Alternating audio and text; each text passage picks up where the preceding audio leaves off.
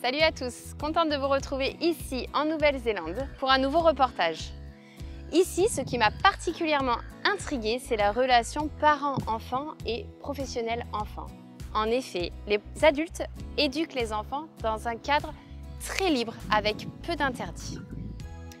En parallèle, avant mon voyage en France, j'ai rencontré beaucoup de parents qui se questionnaient sur le cadre et les limites, les règles à donner. Est-ce que j'en donne trop? Est-ce que j'en donne pas assez? Et dans la même lignée, un gouvernement français qui vote des lois, des changements, et notamment la dernière en date, l'obligation de ne plus donner de fessées, ou encore la réflexion qui est en cours actuellement, le fait d'interdire les parents d'utiliser la phrase « file dans ta chambre ». Appuyé des nombreux échanges avec les parents que j'ai eus en Nouvelle-Zélande et la rencontre de professionnels dans une crèche à Wellington, c'est maintenant que je vous accompagne dans cette nouvelle réflexion.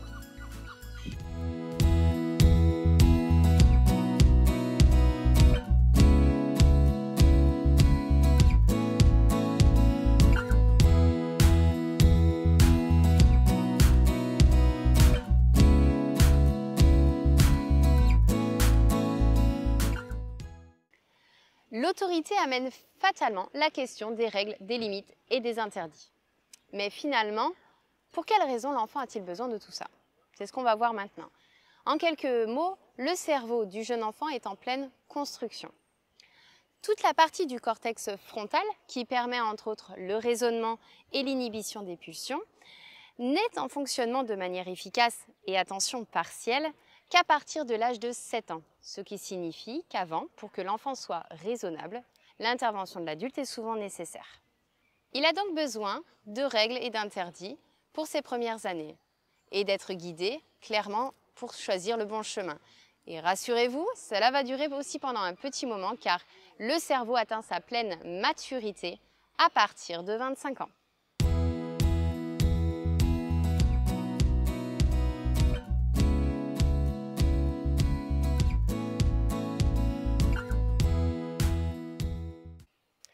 Donc le cadre est essentiel pour que l'enfant puisse se repérer sur ce qu'il peut faire et ce qu'il ne peut pas faire. Maintenant, qu'est-ce que nous entendons par cadre? Dans le Larousse, le cadre est la limite d'un espace. Un ensemble de règles permettant de protéger l'intégrité physique et morale d'un individu et des autres personnes. Le cadre éducatif est donc finalement un espace suffisamment petit pour faire comprendre à l'enfant ce qui est possible ou non. Maintenant, il faut garder aussi en tête que l'objectif final est que le cortex frontal soit suffisamment mature pour justement que l'enfant se rationalise seul. Et pour cela, il faudra un cadre suffisamment grand permettant à l'enfant d'expérimenter seul les situations. Et la grande question, comment être dans ce juste milieu? Interdire, mais pas trop. L'objectif maintenant va être de faire le tri entre les règles et interdits fondamentaux et les règles et interdits superflus. Je vous partage cette première expérience. Je me trouve dans un parc de jeux à Taupo où je rencontre une famille avec une petite fille de 3 ans que vous voyez sur la photo. Nous discutons un bon moment et ensuite la maman décide de partir. Elle l'annonça à sa fille s'empressa de repartir jouer, coup classique j'ai envie de dire, sur une autre structure. La maman se rapprocha de sa petite fille et lui dit qu'elle souhaitait partir maintenant. La maman alla directement se diriger vers la sortie et s'installa dans la voiture qui donnait devant le parc. La petite fille se retrouva donc seule dans le parc, sous le regard lointain de sa maman. La petite fille mettra à peu près, je dirais, 4 à 5 minutes pour finalement rejoindre tranquillement la voiture. Cet exemple est très symbolique et je trouve intéressant à vous le faire partager parce qu'il montre l'espace qui est parfois nécessaire pour que l'enfant accepte la demande de l'adulte. Et également le maintien du cadre qui est l'objectif final de partir du parc.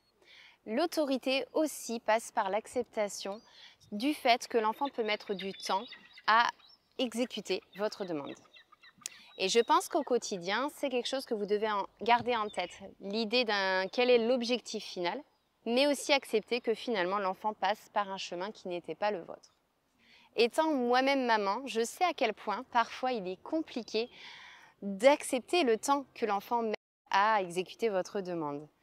Une petite astuce ici personnelle, Vous pouvez vous référer à votre montre quand vous lui demandez quelque chose et regarder finalement combien de temps votre enfant aura mis pour exécuter votre demande. Ce rapport à la montre est un moyen aussi de prendre du recul, d'être plus objectif sur la situation. Et on peut faire le pari, je pense que la plupart du temps, vous serez impressionné sur la durée qui reste minime. Et concernant cette durée, gardez aussi en tête que plus l'enfant est jeune, plus il faudra être flexible sur cette durée. Cette durée peut être aussi un jeu et un challenge. Vous pouvez dire à votre enfant « Ah tiens, l'autre jour, je t'ai demandé de te mettre en pyjama. Moi, j'ai regardé, tu as mis à peu près 10 minutes. Est-ce que tu crois que tu es capable de faire moins ?» Et là, ce côté ludique peut être aussi un côté éducatif intéressant. Autre expérience que je vous partage sur la souplesse du cadre. Comme vous pouvez le voir sur ces photos, les enfants sont pieds nus. J'ai tout simplement halluciné, loin de ma culture, le nombre de parents qui autorisent les enfants à se promener pieds nus, que ce soit pour flâner en ville, manger au restaurant ou encore faire les courses. Est-ce que les enfants dans ces situations-là sont en danger physique? Non. Est-ce qu'ils sont en danger moral? Non. Est-ce que finalement ces enfants entachent la liberté des autres? Non plus. C'est donc l'exemple même d'une règle superflue et non fondamentale. Vous vous dites peut-être derrière votre écran qu'ils vont sûrement tomber malades. Je me suis posé également la question que j'ai posée aux parents. Et les parents m'ont informé que non, ils n'allaient pas plus chez le médecin que d'autres enfants, si ce n'est pour les vaccinations annuelles. Donc là, on est vraiment, je pense, dans une règle superflue qui n'entache pas le bien-être de l'enfant.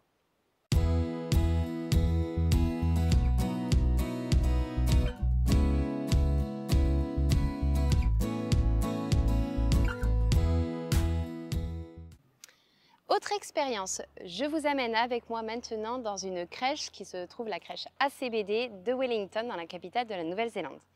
J'ai rencontré une responsable qui m'a expliqué le fonctionnement et les règles imposées dans la structure aux enfants. Comme vous le voyez sur ces images, vous voyez plusieurs structures et je me suis aperçue qu'il y avait vraiment très peu d'interdits. Pour exemple, les enfants pouvaient utiliser l'eau en permanence, voire même se mouiller. Ils pouvaient utiliser le potager pour se faire des masques de terre ou ils pouvaient utiliser également le parcours de motricité pour courir sur la planche en bois quand le challenge était trop facile. Tous ces exemples m'ont vraiment amené la question, et c'est ce que je lui ai posé, pourquoi n'y a-t-il pas des interdits par rapport à ces exemples-là? Et elle m'a répondu une phrase assez symbolique, pourquoi ce ne serait pas autorisé? En effet, le seul risque potentiel dans ces expériences, c'est qu'ils se salissent ou qu'ils chutent. Cette responsable met tout simplement en exergue que les interdits peuvent entacher l'expérience. Je lui ai posé une seconde question, car ayant en tête les problématiques aussi d'enfants rois qu'on rencontre actuellement, j'avais envie de lui demander son avis sur le fait, à l'extrême, de ne dire que très peu de limites et d'interdits aux enfants. Est-ce que le moment où l'enfant est vraiment confronté à un interdit, comment le vit-il? Est-ce qu'il l'accepte vraiment? Et de ça, elle m'a expliqué qu'au contraire, le fait qu'il y ait peu de limites et d'interdits, les enfants ont une concentration qui est beaucoup plus efficace dessus, car ils n'ont pas un énorme nombre de règles et d'interdits à intégrer. Et elle m'a dit aussi cette phrase assez jolie, je trouve, un enfant c'est comme une fleur, plus on l'arrose, moins elle s'épanouit. Donc, parents professionnels, essayons de réfléchir sur cette idée-là, à se dire de ne pas inonder de règles notre enfant pour que justement il puisse intégrer un maximum de choses. Et ça nous évitera peut-être en tant qu'adultes de dire la fameuse phrase « Pourquoi tu fais ça? C'est interdit, je te l'avais dit !» Oui, c'est vrai, vous lui avez dit, mais il s'en souvient peut-être plus. Allez, je vous lance un petit défi. Parents professionnels, essayez sur 24 heures de lister les règles et les interdits que vous aurez dit à votre enfant ou aux enfants que vous accueillez. Comptabilisez-les. Je pense que vous pourriez être surpris du nombre. Et à l'inverse, dites-vous, vous, de votre côté, est-ce que vous accepteriez, est-ce que vous arriveriez à gérer un nombre aussi important de règles, de consignes données par vos supérieurs? À la fin de notre échange, la directrice m'expliquait que finalement, il y a 4 valeurs fondamentales qui sont à respecter dans la structure. Le respect des autres, le respect de l'environnement, la politesse ainsi que la tolérance. Je trouve que ces 4 repères sont plutôt des repères intéressants pour voir si une règle est superflue ou fondamentale. En effet, si l'attitude de l'enfant que vous accueillez ou l'attitude de votre enfant entache le bien-être des autres, là, vous savez, il y a un interdit, il y a une limite à poser. la liberté des uns s'arrête où la liberté des autres commence. J'ai envie maintenant de concrétiser cette notion de tri entre règles interdites superflues et règles interdites fondamentales. Voici quelques exemples. Les exemples que je vais vous donner sont bien sûr à adapter en fonction de l'âge de l'enfant, parce qu'on ne va pas demander la même chose à un bébé qu'à un plus grand, et sont bien à prendre en compte dans un tri très subjectif. Ce sont mes choix éducatifs, mon opinion sur les valeurs fondamentales et je dirais les règles superflues. C'est parti. Interdire votre enfant qui souhaite mettre les bottes pour aller à la crèche. Pour moi, on est dans une règle superflue. En effet, on part sur l'idée que ça reste des bottes lavées et propres quand même pour le respect de la structure. Mais si elles sont propres, pour moi c'est superflu parce que ça n'entache pas le bien-être de l'enfant ni le bien-être des autres et on est juste sur un choix d'expérience. Demandez à votre enfant de dire bonjour quand il rentre dans une maison. Alors, fondamental, superflu. Pour moi, c'est fondamental parce qu'on est vraiment aussi dans le bien-être d'autrui, le respect de l'autre. Avec une certaine nuance, vous pouvez y mettre une souplesse. L'enfant a le droit de faire un petit check, de faire un coucou de la main ou de dire un simple bonjour ou un sourire, c'est aussi acceptable. Dans cet exemple, l'idée est juste que l'enfant ait pris en considération la personne chez qui il est accueilli. Autre exemple, interdire de manger le repas avec les doigts. Alors pour moi, c'est superflu parce qu'on est vraiment dans de l'expérience. Ça n'entache ni le bien-être de l'un ni le bien-être de l'autre. Et c'est tout de même une expérience. On est vraiment tendu culturel finalement à l'écouvert, pour avoir voyagé dans différents pays où on ne l'utilise pas toujours.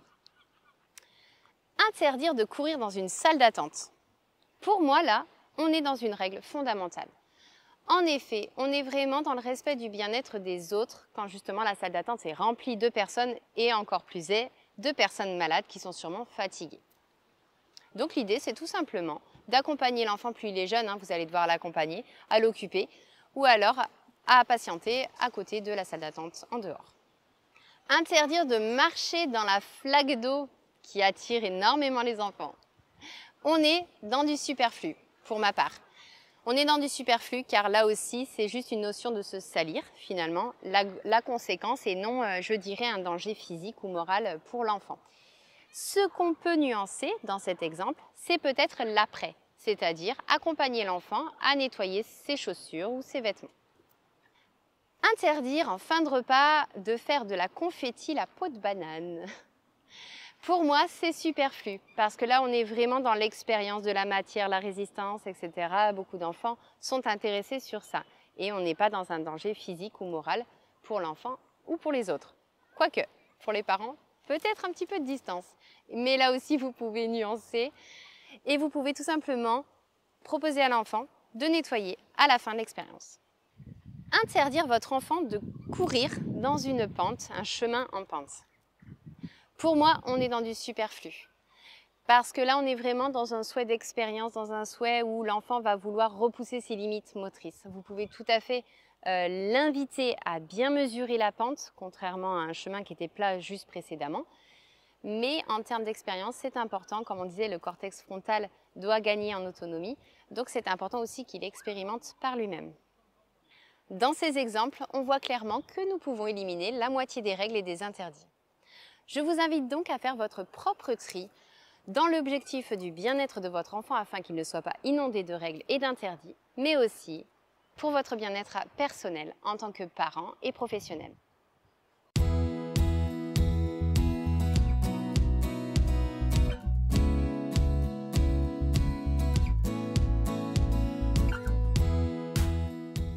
À ce sujet, me vient une question. Est-ce que finalement, le burn-out parental que nous observons en France qui cesse de monter année après année ne serait pas lié en partie à un souhait des parents de vouloir à la fois introduire des valeurs fondamentales, comme on parlait tout à l'heure, mais au-delà d'établir une sorte de contrôle des gestes permanents des enfants.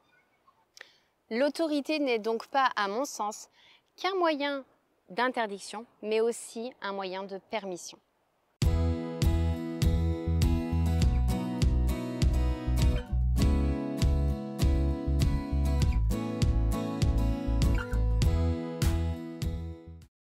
Entre valeurs fondamentales et liberté, je crois que l'équilibre est là. Je tiens à rassurer les parents professionnels qui freineraient cette liberté de peur de finalement faire des adultes tout puissants en devenir. À voir les Néo-Zélandais que j'ai rencontrés et qui ont grandi dans cette liberté, à voir leur bienveillance envers les autres, à voir leur facilité innée d'être à l'écoute avec les autres, j'ai tendance à penser que c'est plutôt une bonne chose. Je vous partage une dernière image d'expérience que j'ai vécue de manière spontanée et qui symbolise bien, je trouve, ce côté respectueux. Ce groupe d'ados qui faisait donc de la street dance en pleine rue et qui, clairement, s'habillait exactement comme ils le souhaitaient, venait danser s'ils le souhaitaient et venait faire les gestes qu'ils souhaitaient. Cette grande liberté dans cette ambiance de bienveillance, dans cette ambiance de tolérance, est pour moi symbole du fait que cette éducation juste milieu entre équilibre, entre règles fondamentales et liberté est plutôt une très bonne chose. Je ne peux que vous encourager à tester un nouveau cadre éducatif si vous en ressentez le besoin, comme j'ai pu le faire durant ce voyage avec mes jumeaux. Gardez en tête que le seul obstacle qui se présente à vous pour changer vos habitudes éducatives est vous-même. Sur ce, je vous laisse et je vous dis à bientôt. Ciao!